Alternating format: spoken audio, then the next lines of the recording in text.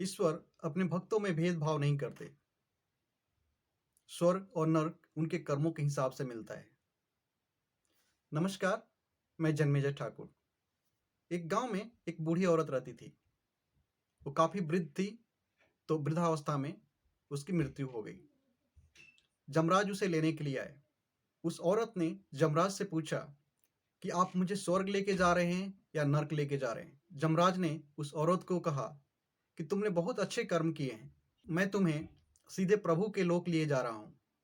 फिर उस बूढ़ी औरत ने कहा कि मेरी दिली इच्छा है कि मैं स्वर्ग और नर्क देखूं। मुझे नहीं पता स्वर्ग और नर्क कैसा होता है, मैंने इसके बारे में बहुत कुछ सुना है। चूंकि उस बूढ़ी औरत ने बहुत अच्छे कर्म किए थे, तो जमराज उसकी बातों को नकार नहीं सके। उन्होंने कहा, ठीक है, तुम्हारी अगर ये इच्छा है तो मैं तुम्हें स्वर्ग और नर्क के रास्ते से होते हुए प्रभु लोक लेके चलूंगा। रास्ते में सबसे पहले नर्क दिखा। उसमें बहुत सारे लोगों के रोने की आवाज आ रही थी। बहुत दुबले पतले बीमार से लोग दिख रहे थे, जैसे लग रहा था बहुत दिनों से खाना नहीं खाया है। उसने उसमें से कुछ लोगों से पूछा, आप लोग इतनी बुरी अवस्था में क्यों हैं?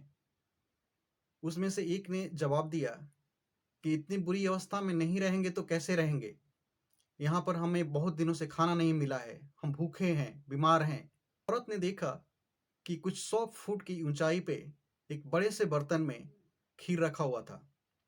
उस बूढ़ी औरत ने कहा कि यहाँ पे तो खीर रखा हुआ है, फिर तुम लोग खा क्यों नहीं लेते? उस आदमी ने जवाब दिया कि कैसे खा लें, ये 100 फीट की ऊंचाई पे रखा हुआ है, हम वहां तक पहुंच नहीं पाते। फिर जमराज ने कहा, माते चलो, हमें देर हो रही है। फिर वो बूढ़ी औरत वहां से निकल गई। आगे स्वर्ग का रास्ता था। फिर उस बूढ़ी औरत ने देखा कि उतना ही बड़ा बर्तन, लगभग 100 फीट की ऊंचाई पे, उसमें भी नर्क जैसा ही खीर रखा हुआ था। उसने उसमें से एक आदमी से पूछा कि मैंने ऐसा ही खीर नर्क में भी देखा, बट वहां पे सब लोग रो रहे थे, किसी को खाने के लिए नहीं मिला हुआ था। आप लोग यहाँ पे कैसे हंसी खुशी से हैं? आप लोग कैसे स्वस्थ हैं? फिर उसमें से एक आदमी ने जवाब दिया कि ईश्वर ने इस खीर के साथ में हमें और भी संसाधन दिए हैं, जैसे कि पेड़। हम सब ने मिल करके उस पेड़ से कुछ टहनियों को काटा। उस टहनियों से हमने एक बहुत बड़ी लंबी सीढ़ी बनाई, और उस सीढ़ी से हो करके हम बारी बारी से उस 100 फीट की ऊंचाई तक पहुंचते हैं। जो भी व्यक्ति पहले जाता है वो खीर खाता है, बाकी लोग अपने बारी का इंतजार करते हैं। वो व्यक्ति नीचे आता है, फिर हम में से दूसरा जाता है, फिर तीसरा जाता है, फिर चौथा जाता है।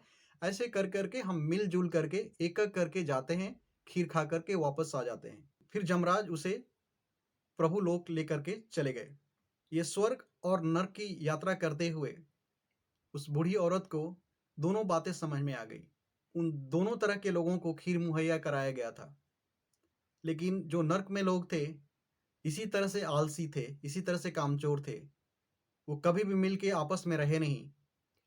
उसके विपरीत जो स्वर्ग में लोग थे, वो अपने पूर्व जन्म में भी मिलजुल के रहते थे और एक दूसरे के सुख दुख में अपना हाथ बटाते थे, और उनका व्यवहार स्वर्गलोक में भी वही था। कहने का मकसद ये है कि भगवान ने जो भी जीव जंतु मनुष्य बनाए हैं, उसका सबसे प्रथम कर्तव्य है कर्म करना, मेहनत करना।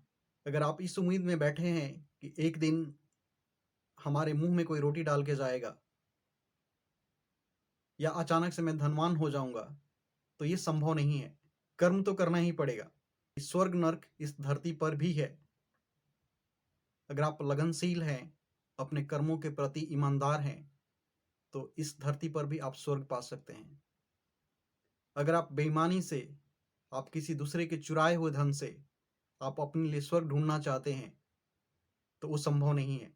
शायद कुछ दिनों के लिए लगे कि आपने स्वर्ग हासिल कर लिया है, अंत में उसका परिणाम गलत ही होता है। ये कहानी आपको कैसी लगी, कमेंट में लिखकर जरूर बताएं। अगर ये वीडियो अच्छी लगी हो तो शेयर जरूर करें। नमस्कार, जय श्री राम।